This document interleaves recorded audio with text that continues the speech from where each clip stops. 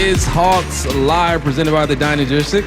I am Michael Bumpus with Paul Moyer. Now we have a talented individual from Clovis, New Mexico, attended Clovis High School, where he led the Wildcats to district championships in 2019, earned first-team All-State honors on offense, second-team All-State on defense as a senior.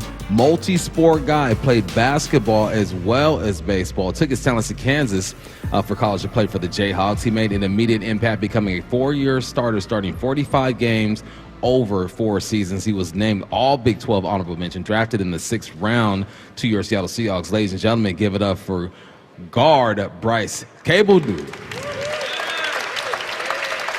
We appreciate you coming out here, Bryce, and what I appreciate the most about you is that you ain't changed, man. You got cowboy boots on, you know what I'm saying? You got your cat hat and the hoodie, man. I appreciate that. You're giving me real New Mexico vibes right now. You gotta remember where you came from. So, one, let me just ask, because we're talking about getting acquainted. We're both from, like, the southwest part of the United States. You go up to the Midwest and play for the Jayhawks. How do you like the Northwest so far? It's been great. The temperature is amazing. You're New Mexico, fall camp, extremely hot. Kansas, fall camp, extremely hot. Here, I think we had maybe 2 days where it was above 90. Yeah, right. The temperature was amazing. It's getting a little rainy now, but I'm getting used to it. I like the coolness. Yep. So it's been good. Good stuff. I don't want to tell you, but it was a warm summer. Oh, really? Hey, I don't mind it at all. I prefer the cold. You seem like you still got a lot of energy. I was mentioning to you earlier, I said, wow, you guys are 7-2, 9 games. You play 3 preseason games, that's 12. You have a bye week you're basically 13 weeks into, when you first started playing games. That's how many games you play really in college football, right? And I'm just asking, how are you? Physically, I think they do a great job taking care of the players now, but how are you mentally going through already what would be equivalent of a college season? Yeah, like you said, like a lot of rookies, they go and they hit a big wall in their first rookie season just because they haven't played a season this long. Our coaches, they do a really good job of knowing how our bodies are feeling, easing off of us or ramping things up. Our vets are really amazing. They teach us how to take care of your body. They want us to come in and get rehab or prehab, go and make sure you get in the cold tubs, make sure you're rolling out, and our strength staff also does an amazing job just making sure that our bodies are in the right spot. And then go over to the mental side.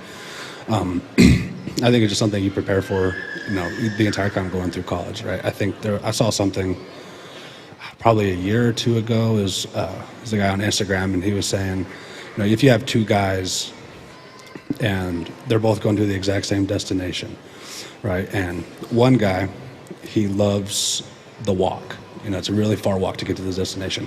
One guy loves the walk, and the other guy loves the idea of the destination.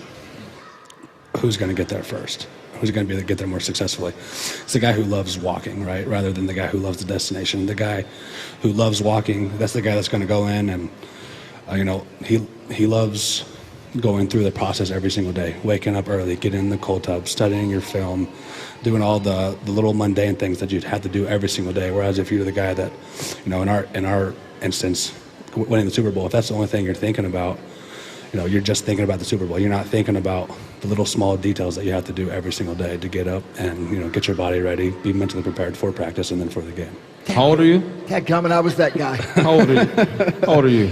24. All right, that was like some 42 that stuff right was. there. That was some 42 right there. That's good stuff, man. And speaking of the process, this offensive line was a question mark coming into the season just because of last year, the way the games were called or whatnot. And it seems like you guys have figured something out. The cohesiveness of this line is fun to watch, man. What's it like in that room and when you guys are really preparing for, say, a game like this week against the Rams? Yeah, no, I mean, first, obviously it always starts with the players. And the first day I got into the offensive line room, all of the vets, all the older guys, even the guys who've only been there just for 1 year, they go and they're loving up on you. They go and, if you have anything wrong with your technique or any problems with the plays, they're more than willing to go and help you. And then going on to the coaching staff, we have 3 or 4 3.5, I guess we say, offensive line coaches that are in our room every once in a while. Right. Two for sure, and then we have our assistant, and every single one of the guys. They are absolutely amazing. They're amazing with how they're teaching you, all the details on our techniques, and and at the end of the day, they make their offensive line room fun.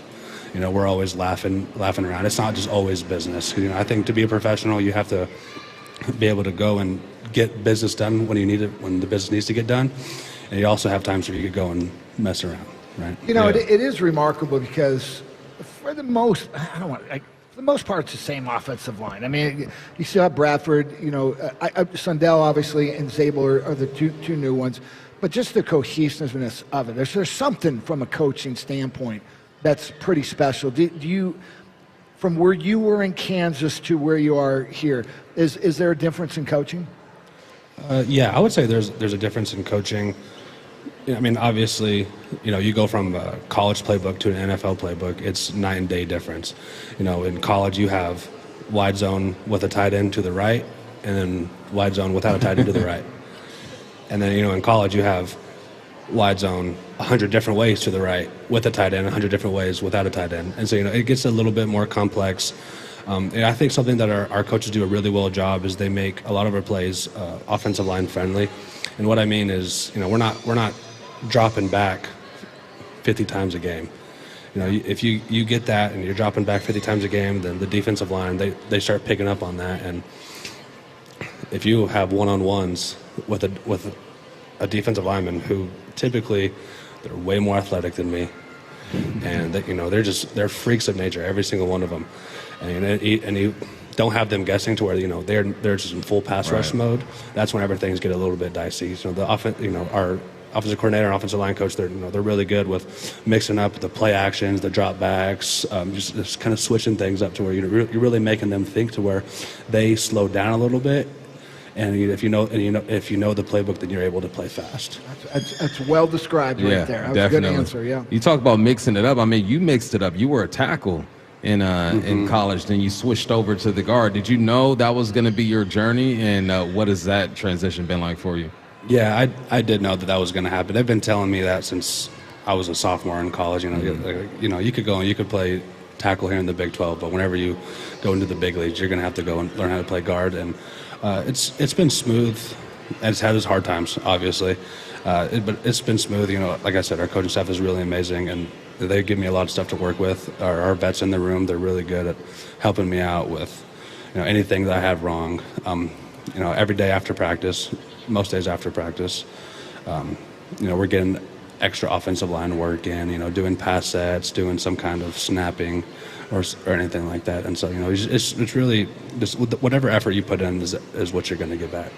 It is a really young offensive line now. You talked about it being a veteran group, and I'm like, all right, Charles Cross is the veteran, I guess, or the main guy. I mean, pretty remarkable. So with it, you've mentioned they keep it fun. It's a fun group. So I'm going to give three personalities. Tell me who they are.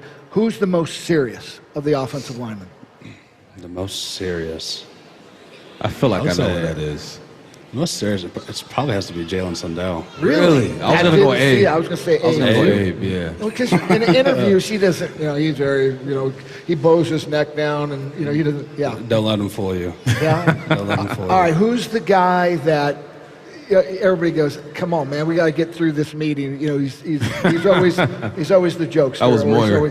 No, I'm serious. I was too afraid to do that. Does it have to be vets, or can it be anybody? Yeah. Mason Richmond. Is probably. It? Yeah, he's always talking. He won't stop talking. Who's the guy that you can go to for anything? Really, this year, the guy that really all of the guys have been really, really amazing. But the person who's really taught me the most, stayed with me after practice a lot, just coaching me up during practice is Olu. Okay.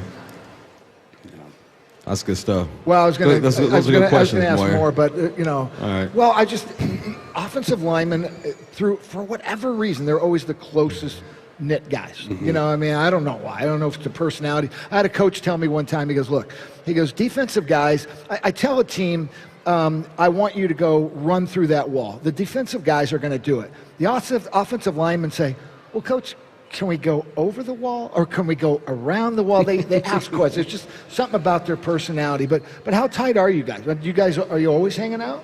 Yeah, we hang out quite a bit. Every Thursday, every home Thursday game, we're going out to dinner. Tuesdays we like to hang out. Mondays we like to hang out. Every day. Let's see here.